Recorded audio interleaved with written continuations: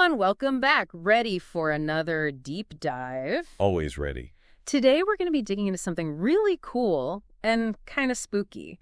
We got our hands on the game design document for HuntMare, the Dark Pursuer. Ooh, sounds intriguing already. Right. And you know how we love getting into the nitty-gritty of game development. So whether you're a gamer, a dev, or just fascinated by how these things get made, stick around. Absolutely. I'm already curious to see what we uncover. So HuntMare, from what I've skimmed so far, is looking like a 2D platformer RPG for PC. Okay, classic combo.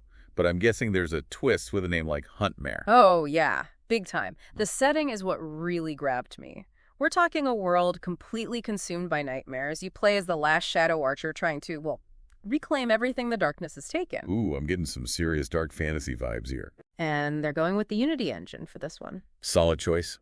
Unity's super versatile, perfect for this kind of game. Yeah, and the GDD does not disappoint when it comes to describing the world Eclipsia. It's, like they say, it's not just a backdrop. It's practically a character itself. I love when devs put that kind of thought into their world.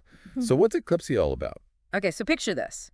Once upon a time, Eclipsia was this land of perfect harmony. Day and night, totally balanced. Then, boom, the Nightmare King shows up and plunges everything into eternal darkness. Classic. But hey, every good story needs a good villain, right? What about these Shadow Archers? What's their deal? So they were like the guardians of Eclipsia, sworn to protect it from, well, you guessed it, nightmares. But you are the last one left. Talk about pressure. Yeah. So what's the plan? How do you fight back against a whole world of nightmares? That's where it gets really interesting. The GDD mentions these dawn crystal fragments scattered across Eclipsia. Your mission is to find them and use them to, like, reseal the Nightmare King or something. It's a bit like a classic MacGuffin hunt, but with way cooler stakes. I'm all about those high stakes. Yeah. But it's the world itself I'm most curious about. Yeah. What's it like exploring this nightmare-ridden version of Eclipsia? Give me the good stuff. Oh man, they really went all out with the descriptions. Like, there's one part where they're talking about these haunted forests and the trees are like twisted into these monstrous shapes and there are these whispers echoing through the woods. Super creepy, right? Oh, totally. It's like you can practically hear the atmosphere just from the description. Uh-huh. What else? What else? Oh, and they talk about these desolate villages, totally abandoned, where you can almost feel the presence of what used to be. Like, imagine walking through these crumbling buildings knowing that something terrible happened there. Man, they're really nailing that feeling of a world that's been lost but not forgotten. That there's history here, even if it's a tragic one. It makes you want to fight for it even more, you know? Totally. Oh, and get this, there are these mystical dungeons. The GDD describes them as places where the very walls whisper secrets of Eclipsia's past. How cool is that? Oh, that's good. That's really good. They're not just dungeons. They're like repositories of lost lore and hidden knowledge. Makes you want to explore every nook and cranny. Right. You're not just fighting your way through, you're uncovering a mystery. Exactly. Okay, this is already sounding awesome. But the GDD doesn't just leave you with pretty descriptions, does it? There's something out there hunting you, right? Oh, yeah. Things just got real. They mention this, get ready for it, the Dark Pursuer. Ooh, okay, now we're talking. The Dark Pursuer. Is it like a constant threat? A lurking presence? Tell me they didn't spoil too much. They don't. That's what's so good. They drop just enough to make you go, wait, what? Like, you know it's out there stalking you, but you don't know what it wants or what it's capable of. Ugh, that's the best kind of horror, the unknown. It immediately adds this layer of tension to the game. Like, every time you think you're safe, you got to be looking over your shoulder, wondering if the Dark Pursuer is closing in. And that's just the beginning. So we've got this seriously creepy world, right? But how does it actually play? Well, from what I can tell, it looks like they're going for a good balance. You've got your classic platforming action. Okay, so jumping puzzles, tricky platforming sections, that kind of thing. Exactly. The GDD specifically mentions jumping, double jumping, even a heist ability. Ooh, haste. Gotta go fast. I'm guessing that's like a speed boost or something. Yeah, probably something like that. Useful for dodging enemies or maybe even uncovering hidden areas. Okay, love that. But this is an RPG too, right? What about combat? All right, so get this. It's not just your typical hack and slash. The GDD mentions both melee and ranged attacks. Oh, interesting. So you can get up close and personal or hang back and pick off enemies from a distance. Yep. Sounds like they're giving players some real flexibility in how they approach combat. Okay, that's cool. Any hints about specific weapons or abilities? They keep some of the specifics under wraps, but there is mention of a Skyfall strike. Skyfall strike. That sounds intense. What do you think it is? My guess. Some kind of high-impact aerial attack. Maybe you leap into the air and come crashing down on your enemies. Definitely sounds like a power move. Ooh, I like it. And speaking of enemies, what kind of nightmarish creatures are we facing off against in this game? Well, the GDD breaks it down into a few categories. You've got your standard melee and ranged enemies. Okay, so the grunts, the foot soldiers of the Nightmare King's army.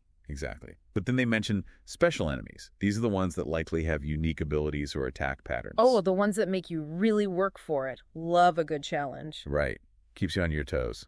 And then, of course, because no dark fantasy game would be complete without them. Don't tell me. Dragon heads. Dragon heads. They even get their own little section of the GDD. Oh, they gotta be epic boss battles, right? Well, absolutely. I'm picturing these massive fire-breathing terrors guarding key areas in the game. Talk about upping the stakes. But it's not just enemies we have to worry about, right?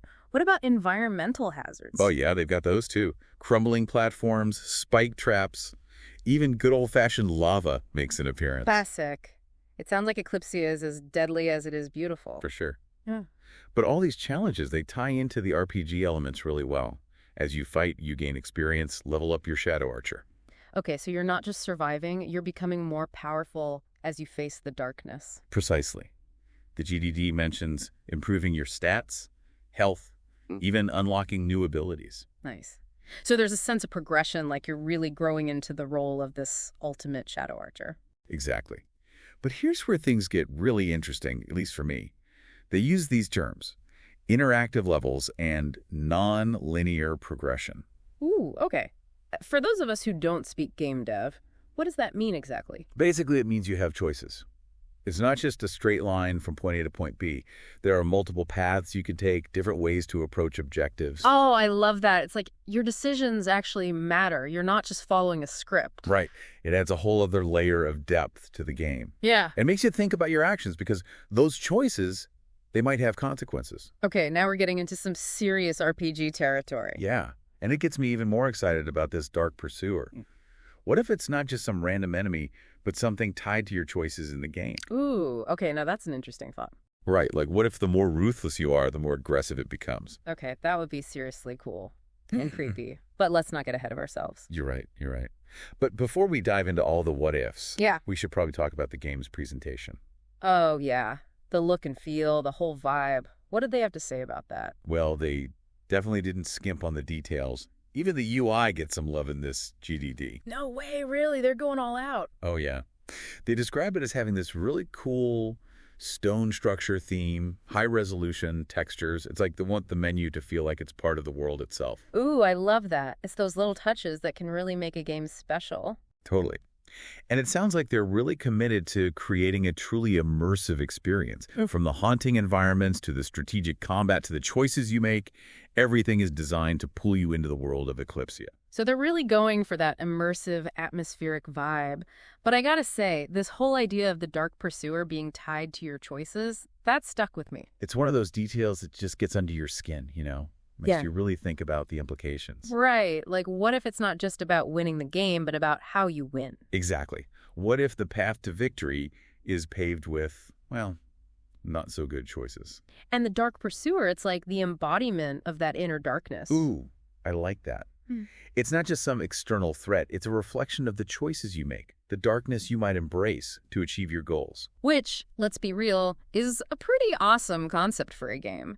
It adds a whole layer of moral complexity. Suddenly, every decision has weight. Oh, absolutely. Do you sacrifice a little bit of yourself to save the world? Do you hold on to your humanity even when it's hard? Yeah. Those are the questions that make you really think. And those are the choices that stay with you long after the game is over, which I think is what makes this whole thing so fascinating. Agreed. It's more than just entertainment. It's a reflection of ourselves, of the choices we make every day. Exactly. And sometimes those choices, they have consequences. Sometimes they manifest as a dark pursuer, hunting you down in a nightmare world. Okay, maybe not always that literally. Right. But the point stands. It's about consequences, about the gray areas of morality. And it sounds like HuntMare, the dark pursuer, is diving headfirst into those gray areas, which is exciting. It's not afraid to ask the tough questions. Not at all. And for me, that's what makes it stand out from other games in the genre. It's not just about slaying monsters. It's about confronting the darkness within. And figuring out what you're willing to do, what you're willing to sacrifice to overcome it. So well said. And on that note, I think we've given everyone a lot to chew on. Definitely. I don't know about you, but I'm even more intrigued by HuntMare now. Mm-hmm.